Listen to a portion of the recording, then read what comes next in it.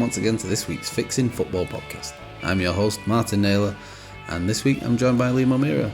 Yep, it was just me and the old boy this week, and we got into it about the League Cup. Is it in the way? Is it creating too much fixture congestion that these managers keep moaning about? Especially Pep. God, he needs to shut up. Thank you everyone who's been listening. I really want to hear from you this week. I want to know your thoughts on the League Cup. Is it in the way? Does it hold any special value to you? Is it something that's worth winning still? But thank you anyway for listening. Please do like and share and subscribe. It really means the world to us. You can find all our information at fixingfootballpodcast.com. All our links are there. Please join in. Please let us know what you think. And let's get into it. Liam, how are we, mate? You alright? Very well, Martin. Thank you. How are you doing? All good. Look, it's just us tonight, so we don't have to deal with any idiotic claims and ridiculous statements. We can try and have some sort of normal conversation here. So we don't have to shoehorn the class of 92 into this for some reason. Doesn't have to be no border control on football clubs or anything going on. We can squeeze past all that. Bolton won again. Obviously. I say obviously our form hasn't been great over the last few weeks. I think we've not reacted well to the Wigan defeat. I think that's knocked us out of our stride a little bit, but that's a good win against a team that is doing quite well, Port Vale. Yeah. On paper, you'd say that we should be beating teams like Port Vale, but football doesn't really work that way. They're up there, they're doing well.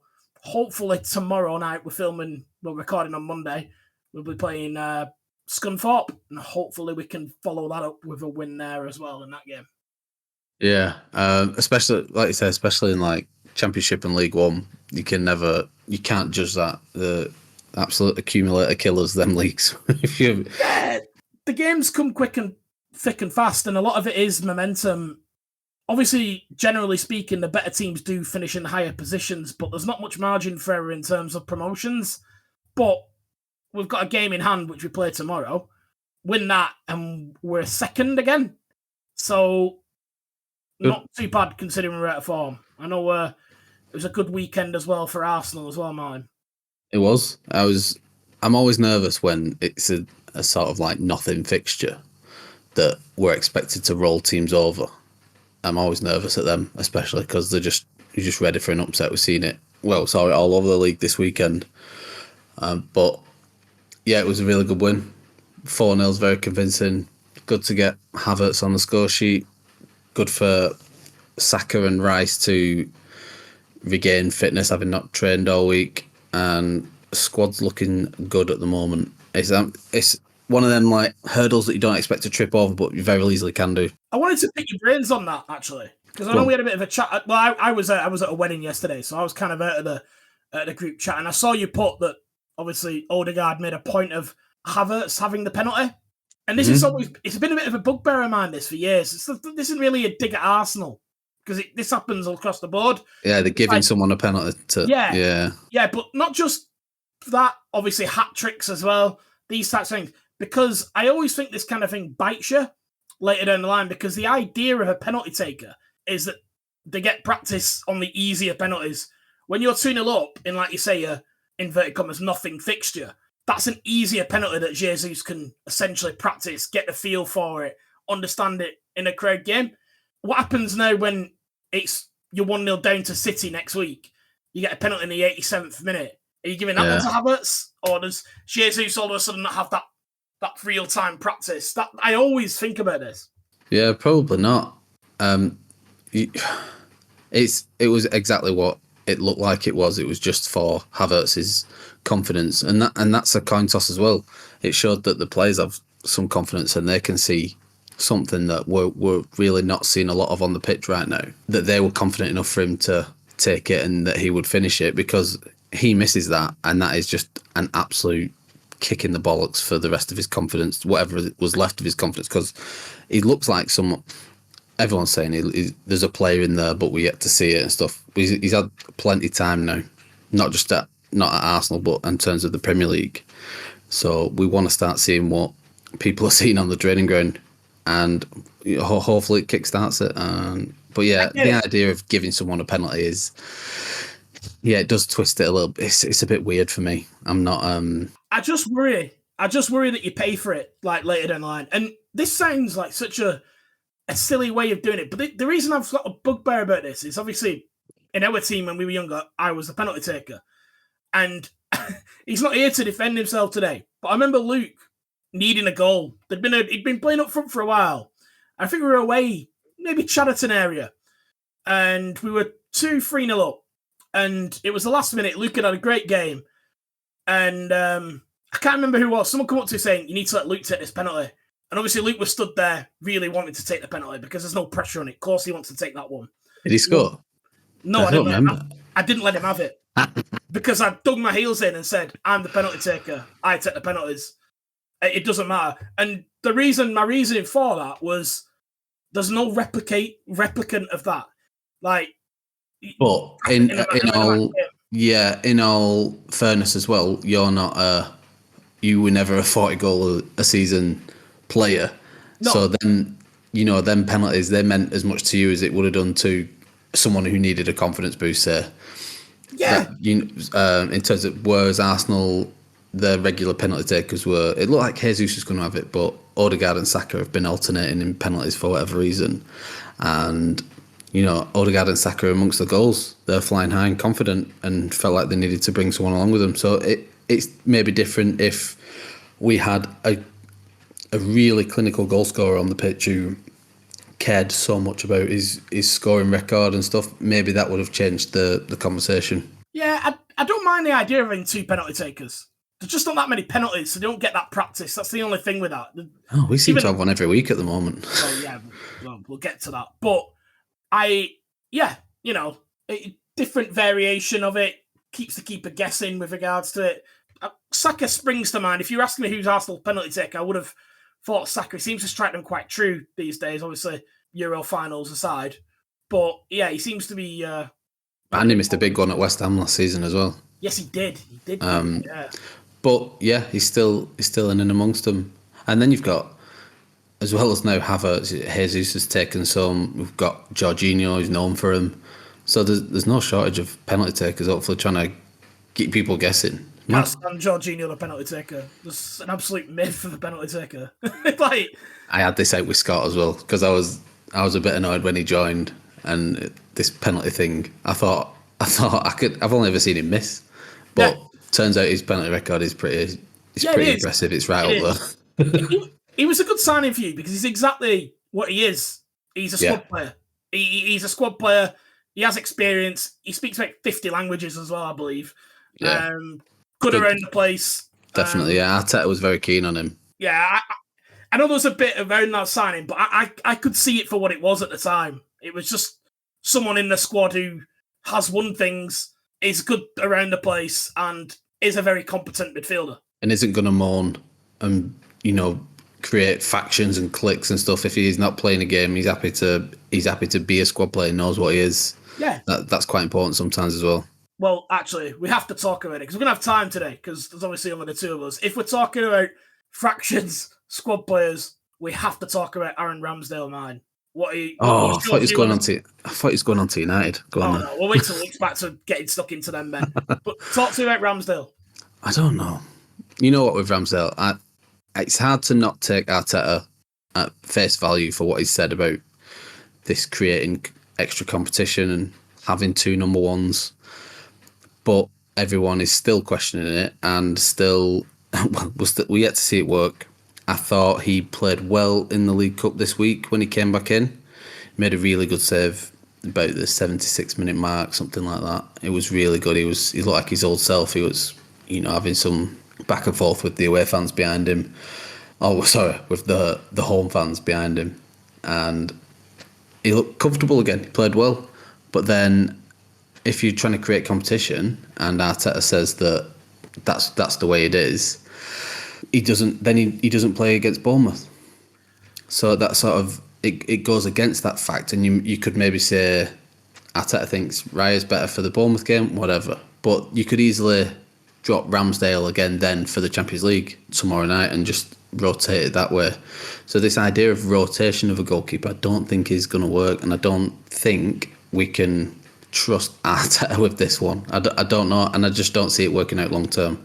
I really rate Ramsdale, but there's going to be a loser in this one. And unfortunately, it looks like it might be someone who I think should be England's number one, let alone Arsenal's. So it's a shame Ramsdale. What Ramsdale's got over Raya is he's been part of this squad build. He has a rapport with the fans and definitely within the team. And I know we spoke about factions, but I don't think that's a thing. It looks like Raya's settled in pretty well. Ramsdale's been known for being a good teammate. We spoke about it before on other podcasts, so I don't know. I do feel a bit sorry for him. It's very harsh, but at the end of the day, Arsenal are going to end up with a really good goalkeeper either way.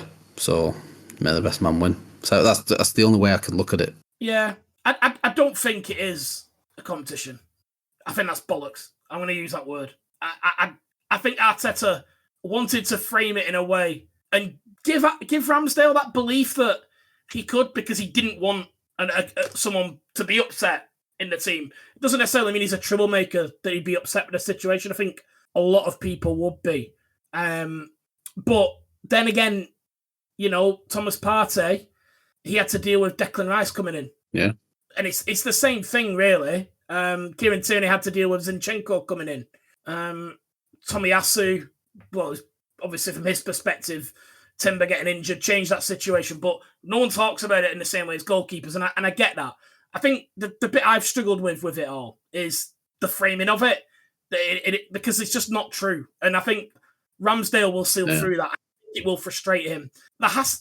It doesn't work, this idea of competition between goalkeepers, because theoretically, a good performance from a goalkeeper usually just means you didn't make a mistake. That's kind of how like most people will judge a goalkeeper performance. There's obviously people that are experts that will look at goalkeeping in a very different way, and that's where the Raya situation makes more sense, because obviously when you look at the statistics in distribution and shot stopping, particularly from set pieces, Raya is miles ahead of Ramsdale.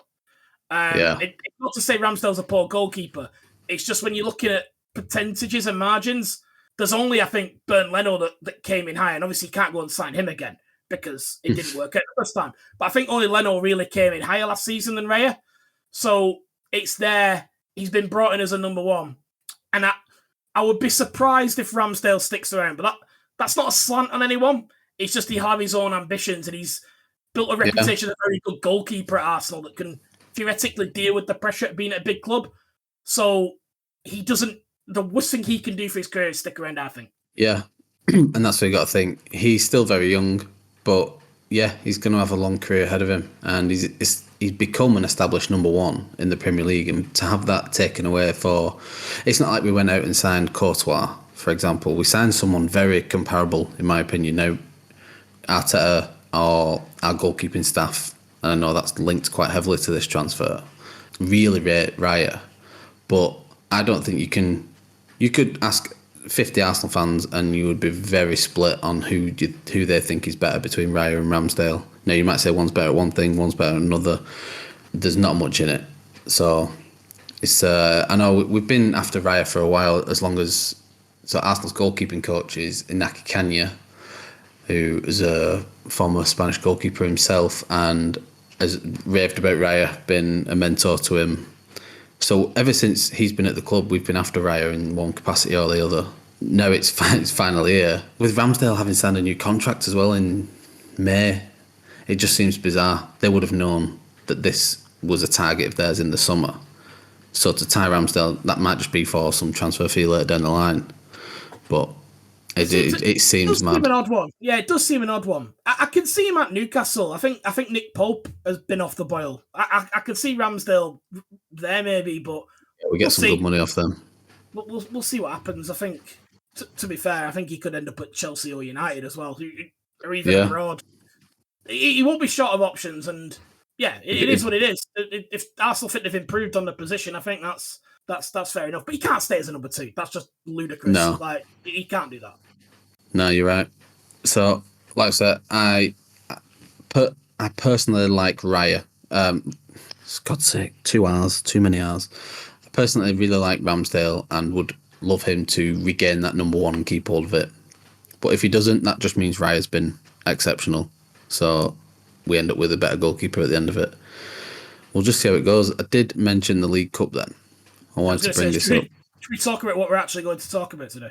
So we had a weekend of League Cup action, and well, it wasn't a weekend. Like it was this time last week, we all kicked off.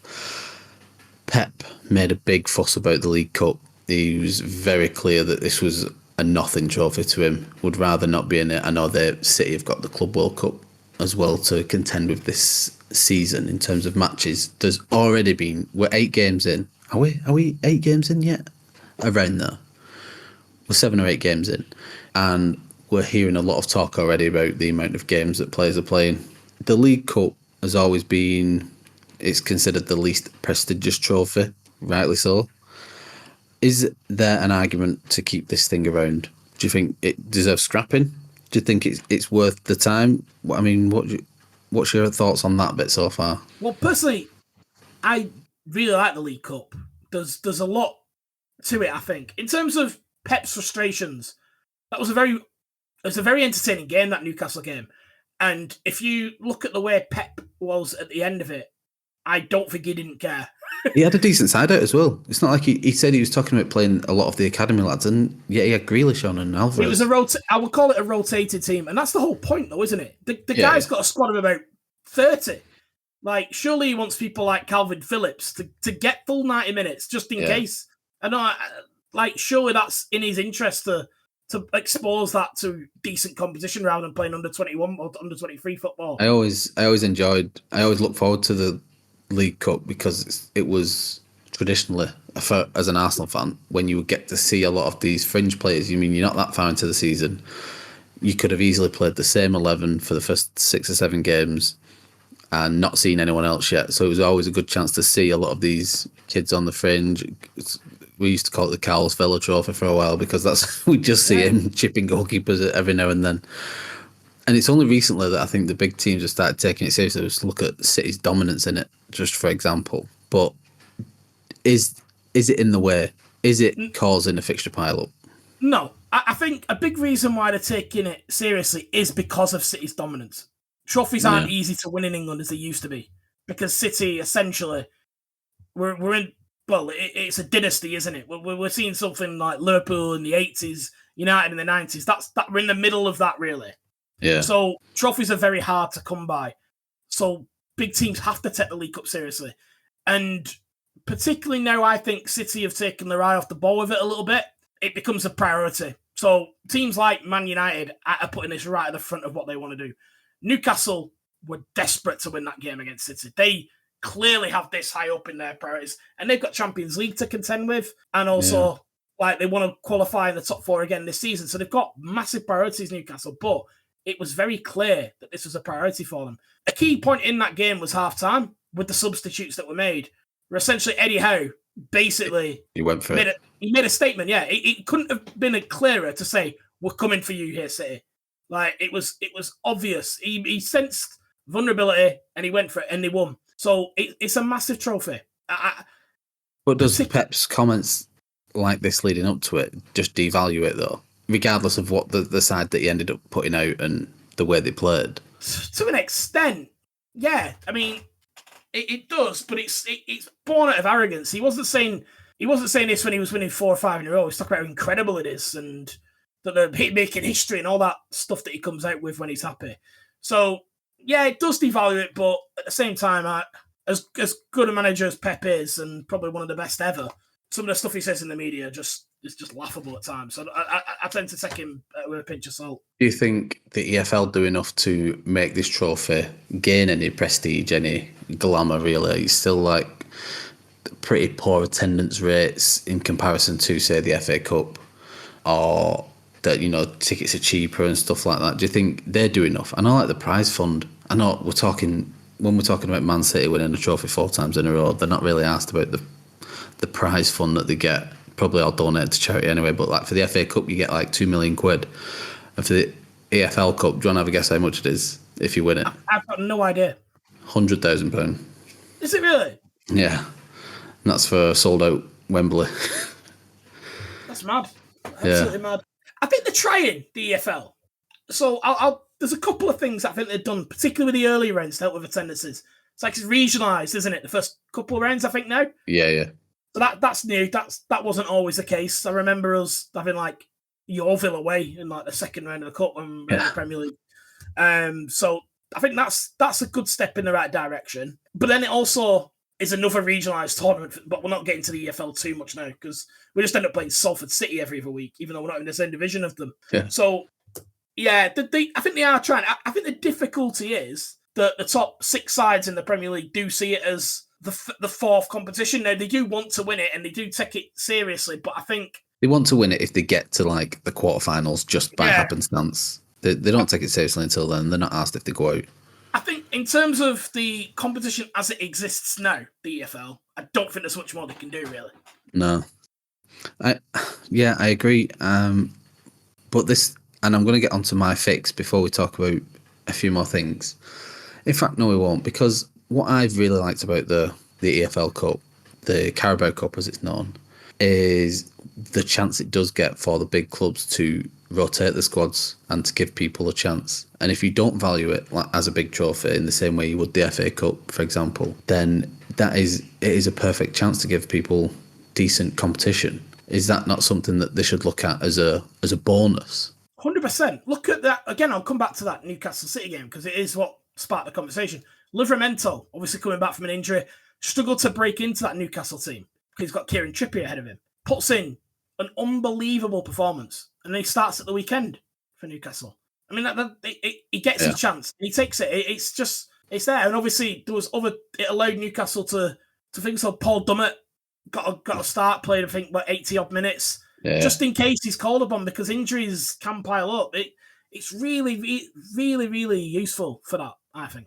But it doesn't give the opportunity to the smaller clubs the way you would hope this trophy.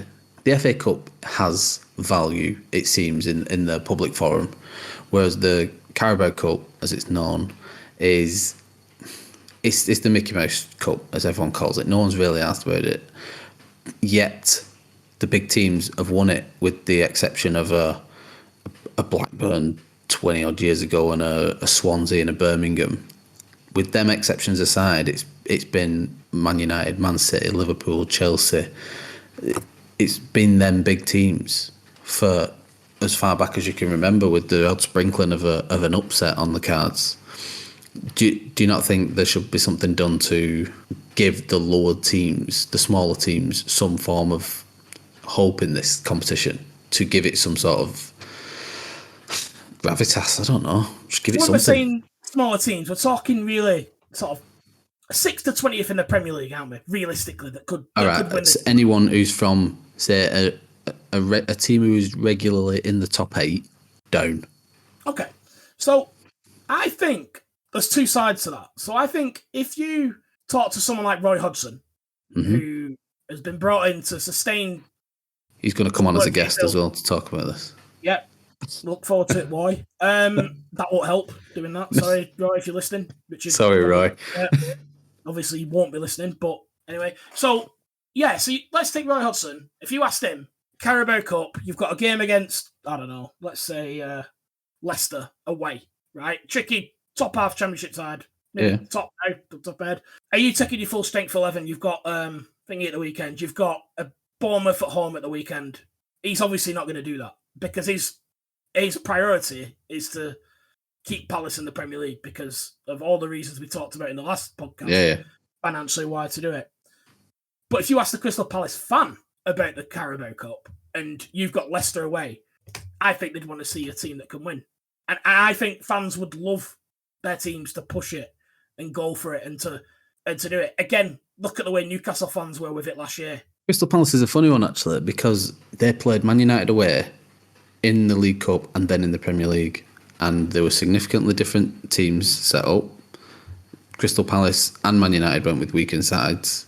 Man United wasn't too as weak as it could have been. They were still seemingly interested rotated. in it. I use the word rotated for that. Yeah, weak's a strong word to use. But there was no Bruno, there was no Rashford, and they looked fresh against Crystal Palace, who looked considerably. They look like a championship side turning up, and that's probably about whereabouts they are in terms of them two sides on paper. Then you get to the weekend, both teams have gone full strength. The exact same fixture, Man United at home, Crystal Palace away, and Crystal Palace are full strength, with the exception of a couple injuries. Same with United, you could say, but Crystal Palace end up going out winners. Do you think Crystal Palace fans would have rather have won in the cup than in the league? No, probably not. I think, well, almost definitely not. Yeah. The thing is, I would say fans don't necessarily think it has to be one or the other. And there's always of course not. But there's always a game that sticks in the memory for Bolton fans when you come down to this question about thing, and it was Lisbon away. Gary Megson, UEFA Cup, Lisbon away. May have been quarter-final, may have been round of 16, can't remember. I think it was around a 16 one, that, yeah. I think it was round of 16. So, essentially, we've got Wigan away at the weekend. We're fighting to stay up, and essentially, he throws it. He plays kids. They lose away at Lisbon. We're never playing Europe again. And then we lose at the weekend against Wigan. I think Emil Heskey might have scored twice for Wigan. And then it double confounds it. And it really sticks in the mind of when, like, this idea of when opportunity comes, you have to grab it. And that's why I speak so much about this Luton situation we talked about last week, when you can't just look at these opportunities and I think that they come around again, because we'll possibly never be in Europe again.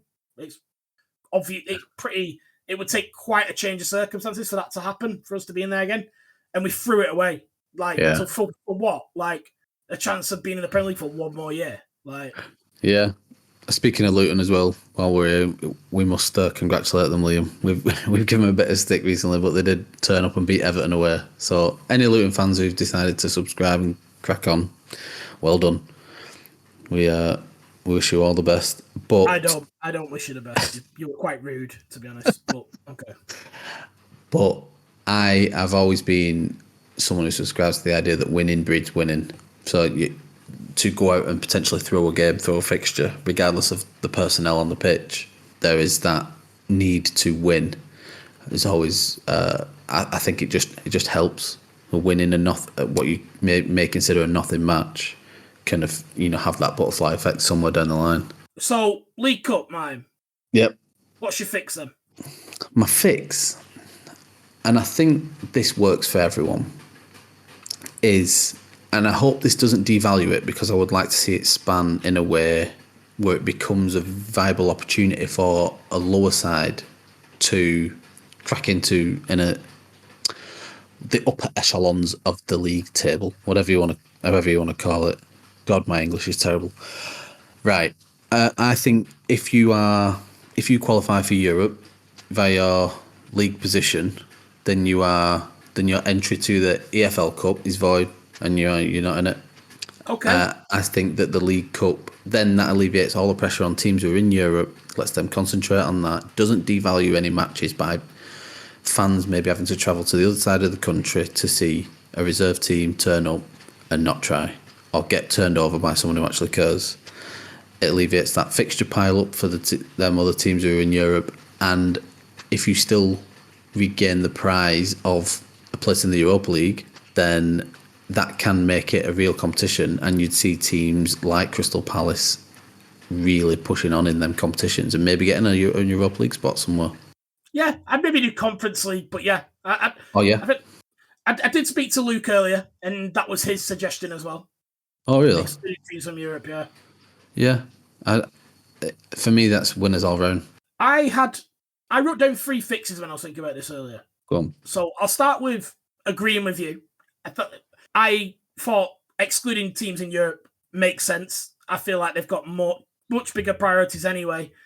And with them out of the picture, it stops devaluing it then. You might look at it like they're not in it, so... The only counter I was really thinking for is it stops teams getting Man United away, which is massive for the financials. But I sort of countered that with the idea of the final last year was the first Carabao Cup final in years that actually meant something between United and Newcastle. Both really needed it. Yeah, usually if you ask me 6 months down the line who was in the Carabao Cup final, I can't remember. City +1. Yeah, maybe Kepa saying they don't want to sub off sticks in my head, but there's not many that are memorable. So, and this one was because of it meant so much to both sets of fans. So Yeah, that was the first one. The second one was just to bin it off completely. I do like the League Cup, but it is stale. So I think there is a consideration as to the actual true value of it. That is something that is spoken about by foreign players when they come over, is the fact that we have 3 domestic trophies. Well, they're your regular league season, whichever league you join, and then an FA Cup and a League Cup. Well, you're bringing me to my third one. And this is where I landed when I was thinking of the thing. There's another country that has a separate domestic trophy that is also pretty stale at the moment, and that is Scotland. So my fix and my suggestion was to combine it to a Scottish and English League Cup. Interesting. Talk me through that. So essentially, are we keeping all the teams who aren't in Europe? Yeah, everyone's in it because it could essentially bring some huge domestic clashes. It solves a lot of. I mean, I know we've focused on a lot of the English clubs in this, but it would also help, I think, attract a better quality of play into Scottish football as well. The idea that they could have big domestic ties with English clubs. It could also, I think, help with prize money and that type of thing, because I think a lot of TV providers could be potentially interested in a tournament that's going to throw up, Rangers versus Leeds or Celtic versus Arsenal, or even things like Hearts versus, I don't know, maybe not Villa, didn't go too well for them last time, but maybe a top-end championship club. I think these fixtures would be of interest, and I think it could help both sides. Ooh, I like that one. I think Scotland would, if you ask Scottish football, they wouldn't like it, because they're obviously very touchy about their own football independence, which, they're not technically a country, Scotland, if we're being, we'll not get into all that. So, let's not get political, yeah. There's a lot of other countries that don't think that the UK should be able to split their federations up, but we don't need to get into that and why that is the case. But yeah, I think that would light a fire underneath it that keeps the big teams in it, because I think it is important that you have your Man United, your Arsenals, your Chelseas. I think definitely does commercially. Lights a fire on it commercially, big time. Exactly. And I also think that it incentivizes them to the table, because who wouldn't think that those England-Scotland cross-border big team games wouldn't be good? And I just think everyone benefits. So that's my fix. It's not a bad show. You know what? I'd be happy with either of them. I think the simplest one is to exclude the European teams, only because it's an easy fix. It's done. It gives the smaller clubs some opportunity in a tournament, because we haven't seen an upset for ages, and we love them. And it'd be great to see some smaller teams winning on the big stage. And I'm talking about smaller teams. Anyone outside the initial top 6, 7, 8 is a lot smaller than them. That's just a matter of fact. So I would like to West Ham winning the Euro. Yeah, the exactly. League. Everyone liked that, didn't they? Even though it's West Ham. You don't have to like West Ham to not think that was good for. Yeah, you could buy into that, seeing David Moyes running down the touchline at the full time. Like, you can't not like that. Exactly. I can't remember the last time Arsenal won the League Cup, I'm just trying to have a quick look now. I'm kidding. I don't even know if it's in my lifetime. 93 was the last time. 83?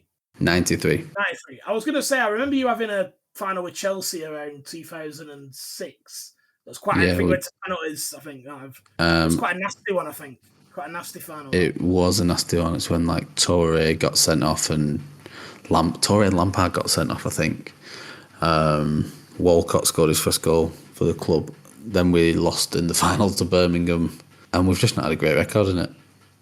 But mainly because it's been seen, especially something that Wenger started, as just playing the kids. It's where a lot of people who've done well in their careers have made the start, for Arsenal especially. So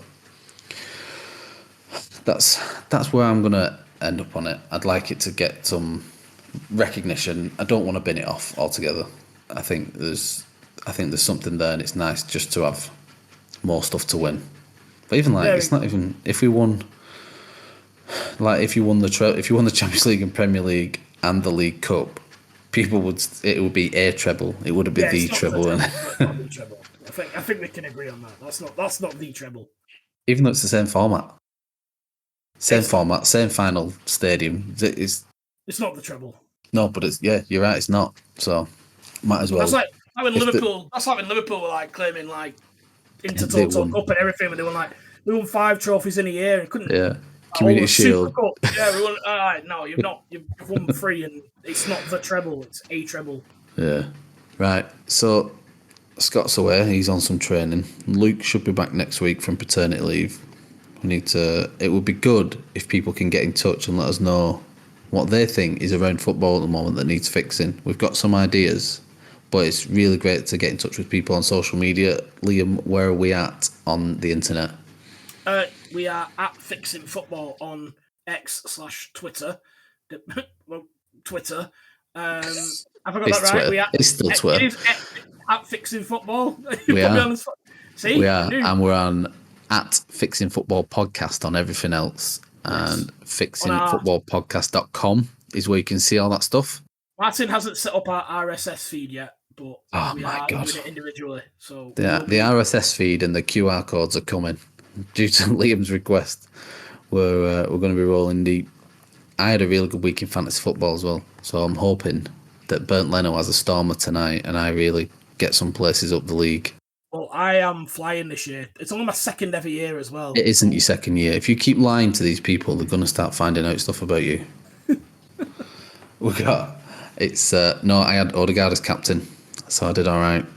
And I didn't go for the Haaland. Oh, did you? There you go.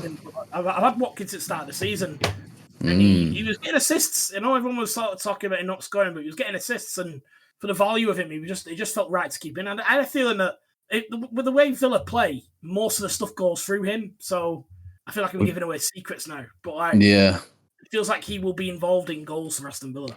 Well, the Fixing Football Podcast team is doing awful, but we had a good week, and hopefully we're on the up. Is it still Luke, or are you taking over? No, it's me. Of course, it's me. Cool, yeah. Liam, I really appreciate it, mate. Thank you, everyone, for listening. Please do share and like and subscribe and follow. It's very good. We have a lot of improvements coming along the way. We're going to soon be moving over to a video format where we'll be able to watch our ugly faces talk about this shit. And yeah, there's loads of stuff coming. We're really enjoying it. So I want to thank everyone who's helped us out so far. Luke is currently working on getting us into the metaverse. So stay tuned for that. And when I say stay tuned, I mean don't buy fucking shares in the metaverse because it ain't going anywhere. You don't want to know Scott's thoughts on that because they're pretty strong. We will catch you all on the next one when we've got a few more voices in the box. Liam, cheers, mate. Bye, everyone. Catch you soon. Bye.